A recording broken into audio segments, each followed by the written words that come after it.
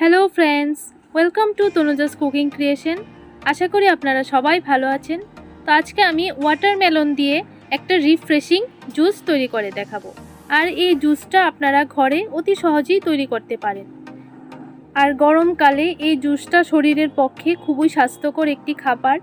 তো চলুন দেখে নেওয়া যাক কিভাবে তৈরি করছি। আমি প্রথমে চামচ দিয়ে তরমুজের লাল অংশটুকু তুলে নিয়েছি। এবার আমি এটাকে মিক্সিতে দিয়ে জুস তৈরি করে নেব। আর আমি সবগুলি তরমুজ একসাথে দেব না, অল্প অল্প করে দেব। তো দেখুন আমি হাফ হাফ করে দিয়ে দিয়েছি। এবার আমি একটা ছাঁকনি নিয়ে ছেঁকে নিচ্ছি। একটু চামচ দিয়ে নাড়া দিয়ে দিতে হবে, না হলে জুসটা ভালোভাবে পড়বে না। তো দেখুন আমি ছেঁকে নিয়েছি। এবার আমি ফ্রিজে বরফ করে রেখেছিলাম, এই বরফের টুকরোগুলি দিয়ে দিচ্ছি।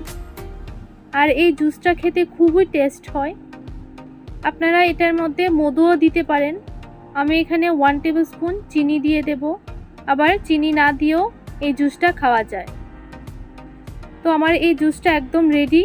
তো কেমন লাগলো অবশ্যই আমাকে কমেন্ট করে জানাবেন, এবং ভালো লাগলে আমার চ্যানেলটাকে সাবস্ক্রাইব করে দেবেন আর পাশে থাকা বেল আইকনটি দাবিয়ে দেবেন। তাহলে আমার নতুন নতুন ভিডিওর আপডেট আপনারা পেয়ে যাবেন। আজকের জন্য এতটুকুই। আরেকটা নতুন ভিডিও নিয়ে দেখা হবে আপনাদের সঙ্গে।